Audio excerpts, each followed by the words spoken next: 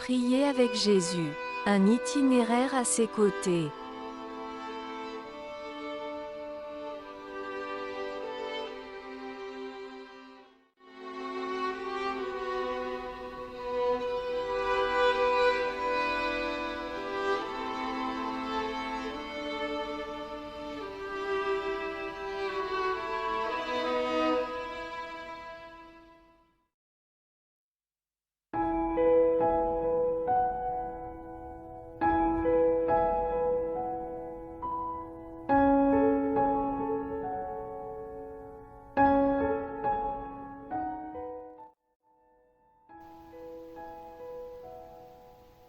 Bonjour à vous tous.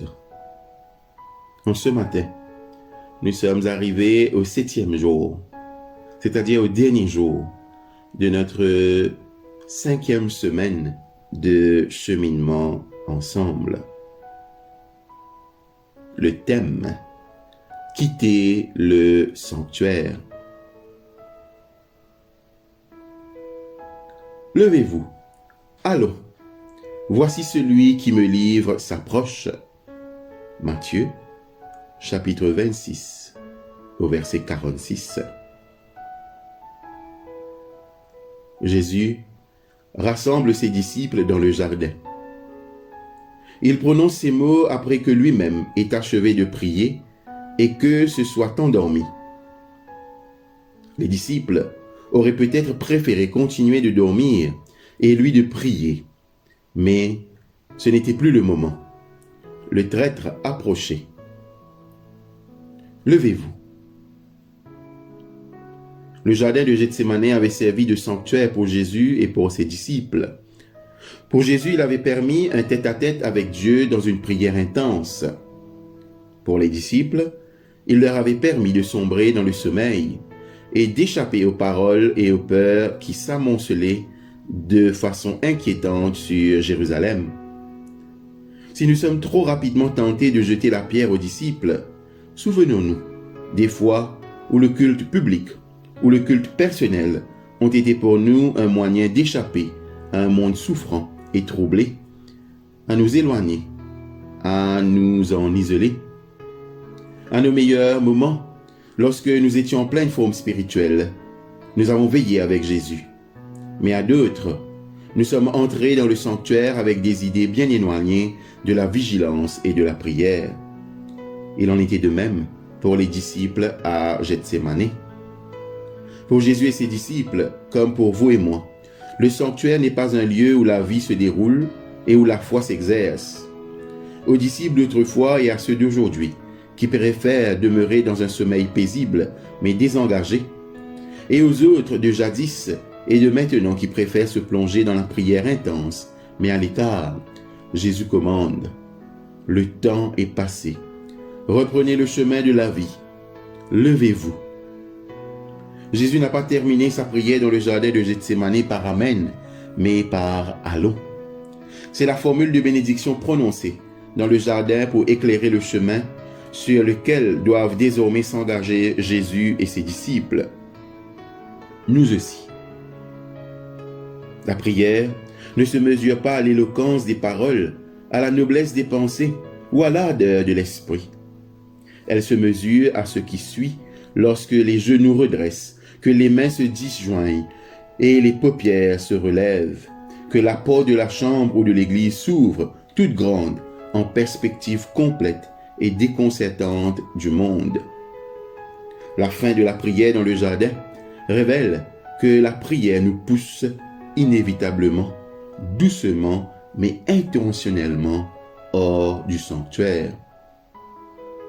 L'expérience de la présence de Dieu et la pratique des disciplines spirituelles reposent sur ce même mouvement.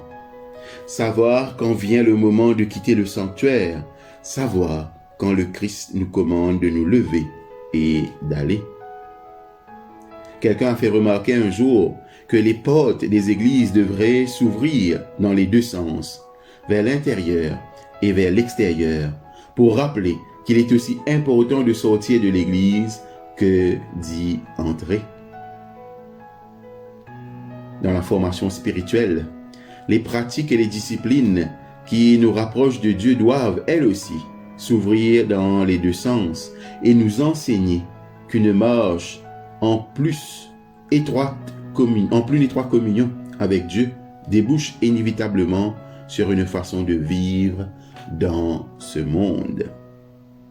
Voilà la raison d'être des paroles qui ponctuent la prière de Jésus.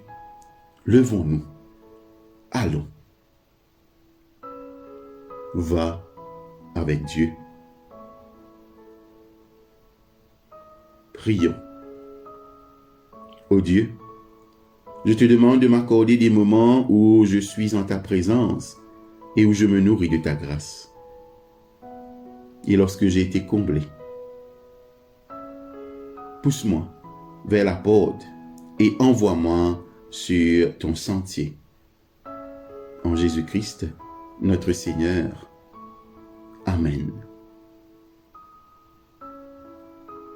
Votre exercice spirituel pour ce matin. Pensez à un moment où, dans votre cheminement spirituel, vous avez été conduit, littéralement ou spirituellement, où vous ne vouliez pas aller. Racontez cette expérience dans votre journal en vous laissant guider par les questions suivantes. Qu'est-ce qui vous a imposé d'y aller? Qu'est-ce qui vous y a conduit? De quelle manière avez-vous senti que c'était Dieu qui vous y envoyait? En ce lieu, qu'avez-vous appris sur Dieu, sur vous-même et sur la foi?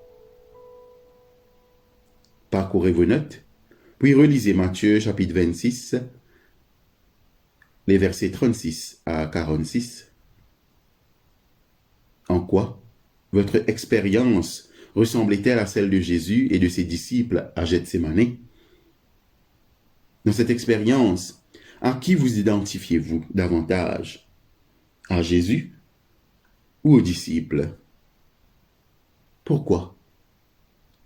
Relisez le verset 46.